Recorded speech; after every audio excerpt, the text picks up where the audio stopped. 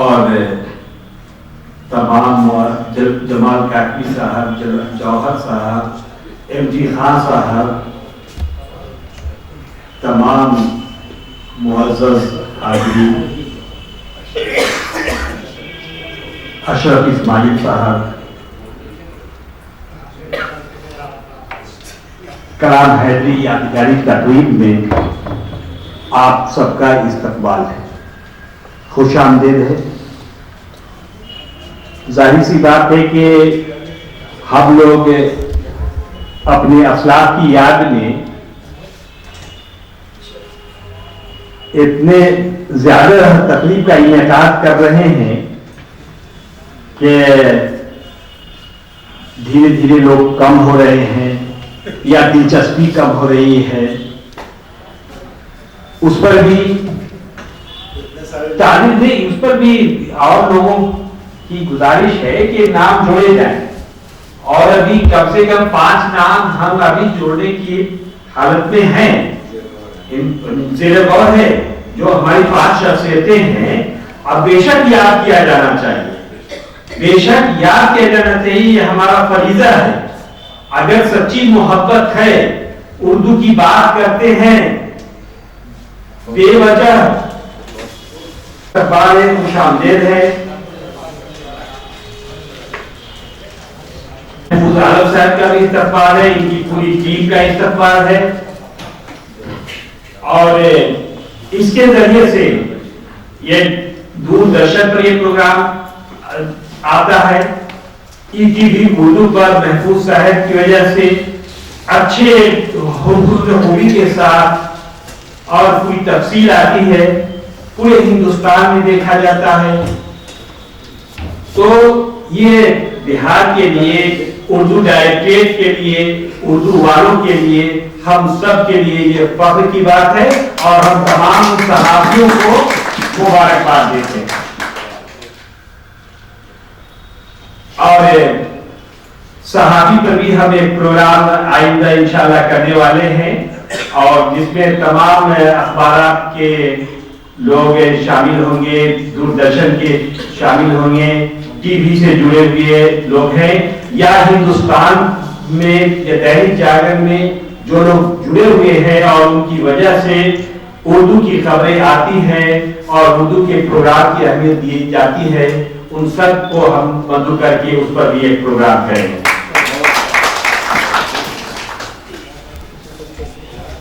وہ تاج تعارف نہیں،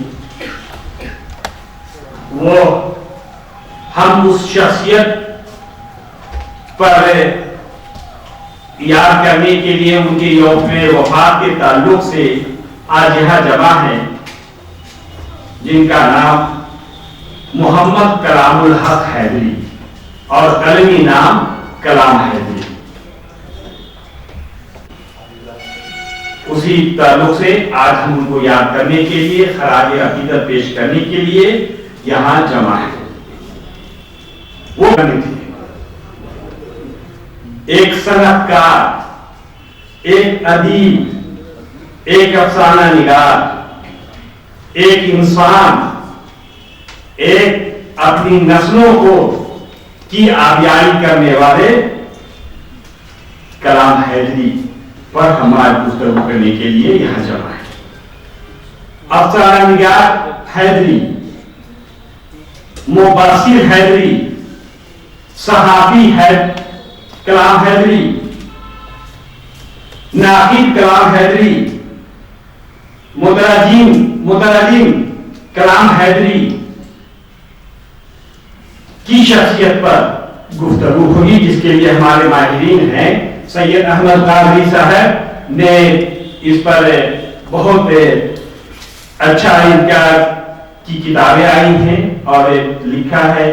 جناب پروفیسر عبدالصمد صاحب، اور یہاں پر ہم شاید سمجھتے ہیں کہ بہت سے لوگ ہیں جنہوں نے ان کو دیکھا ہے، جو ان سے ملے ہیں، جنہوں نے ان کو سنا ہے۔ تو آپ سبھی کو، جو لوگ ان سے ملے ہیں، ان کو دیکھا ہے، ان سے ملنے کا شرف حاصل ہوا ہے، حسن نواب حسن صاحب ہیں، सभी लोग उन सबको यह मुबारकबाद देते हैं कि आपने इतनी अजीम शख्सियत को देखा है और उनके सदके में हम आपको देख रहे हैं।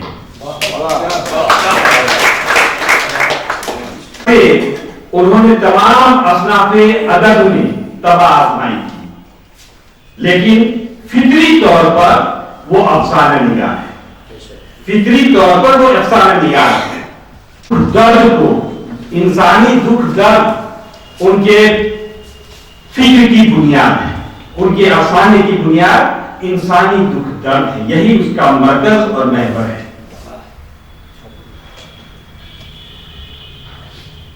उन्हें वक्त का इरफान है। कलाम हैदरी को वक्त का इरफान है और फन का बसीरत भी। वो जब अफसाना लिखते तो लिखते चले जाते जिसमें समाज का दुख दर्द शामिल होता। उनका पहला अफसाना भावी 1946 में शामिल हुआ और भावी के बारे में हम कई दफा उस अफसाने को बता चुके हैं, इसलिए उससे अलग कि जो समाज के हालात थे 1946 और 1947 और उसके बाद के हालात से ये अफसाना निगार किस तरह बेचैन है और उसके अंदर की मचलती हुई कैफियत उनको अफसाना लिखवाते हुए चली जाती है। हमें उनको याद करके हम अपना फरीज़ा पूरा कर रहे हैं। हम उनका एहसान नहीं कि उनका एहसान है कि उर्दू अदब में और जनाब शौकत खैर साहब की तशरीफ फरमाए हैं, उनका इस्तकबाल करते हैं।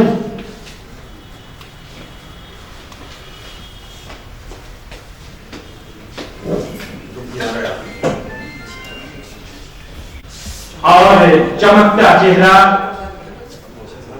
इंसानी दर्द से भरा हुआ चेहरा, तमाम खूबियां एक इंसान की तरह उनमें मौजूद थी।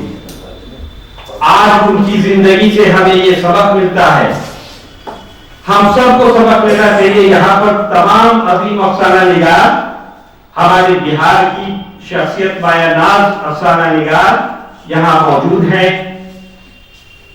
और तमाम दानिश्वर और तमाम दर्द रखने वाले आप लोग यहाँ मौजूद हैं। हमारे तालिब इल्म भी मौजूद हैं। हम डॉक्टर रज़ा हुसैन साहब का भी इस्तकबाल करते हैं, वो भी यहाँ तशरीफ लाए हैं। तो एक उनकी दो बातें जो हम लोग को जिससे रोशनी हासिल करनी चाहिए पूरे बिहार के तमाम लोगों को, कि एक तरफ वो अदीब है, अफसाना निगार है, मुबस्सिर है और दूसरी तरफ कौम और मिल्लत को तालीम याफ्ता बनाने का दर्द वो दिल में रखते हैं। और जैसा कि बताया गया कि गया में उन्होंने गर्ल्स मिडिल स्कूल कायम किया, हाई स्कूल कायम किया या उसमें आगे आगे रहे, फाल रहे। गालिब कॉलेज गया के क़याम में फाल रहे, मगर यूनिवर्सिटी के क़याम में आगे आगे रहे। उसी तरह हमारे जितने हैं पूरे बिहार के, जिनको भी जो सलाहियत है तालीम को बढ़ावा देने के लिए, आगे आने वाली नस्लों को बनाने के लिए और अपनी तरफ से जो हो सके मुमकिन हो वो कोशिश की जानी चाहिए। की तरफ इसका मकसद ये भी है कि इन शख्सियतों से हम रोशनी हासिल करके हम फरोगे उर्दू और फरोगे तालीम, ये दो मकसद भी उर्दू डायरेक्ट का इसका डायरेक्ट जुड़ा हुआ है।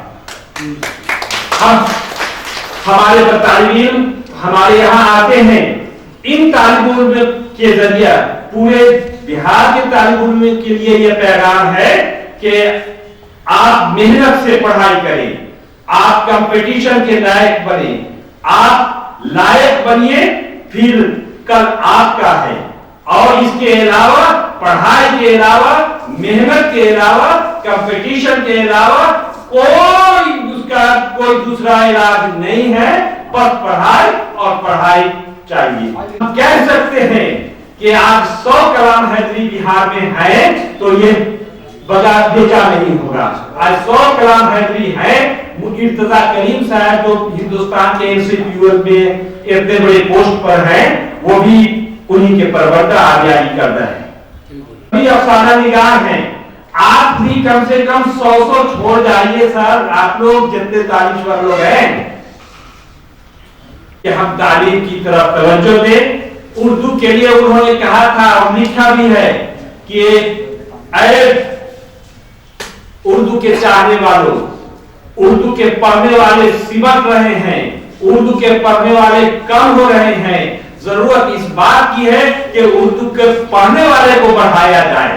اور یہی چیز آج بھی اس کی ضرورت ہے کہ اردو پڑھنے والا بڑھایا جائے. اسکولوں میں دھیان دینے کی ضرورت ہے. اسکولوں تک پہنچنے کی ضرورت ہے. پورے بہار میں ہم لوگوں نے بہار کو لیا ہے کہ تحریک چلائی جائے اور اس طرف ہم لوگ توجہ دیں. ہم سے پچھلے دفعہ جدا ہو گئے پچھلے جمعہ کو. ہم دعا گو ہیں کہ اللہ انہیں بھی جنت نصیب عطا فرمائے. اور ضرورت اس بات کی ہے کہ ویسا تحریک کا اور پیٹ پر پتھر باندھ کر کے گھر گھر اردو کا پیغام چلانے والا، اردو کی فروغ کے لیے گھر گھر جانے والا ہم میں کوئی پیدا ہو. ہم ان دونوں شخصیتوں کو کے لیے خراج عقیدت پیش کرتے ہوئے خدا سے دعا گو ہے کہ اللہ ان کو جنت الفردوس میں اعلیٰ مقام عطا فرمائے. زندگانی تھی تیری مہتاب سے تعبین کر، زندگی تھی تیری مہتاب سے تعبین کر. خوب تھا خوب تر تھا صبح کے تاروں سے بھی تیرا سفر. شکریہ.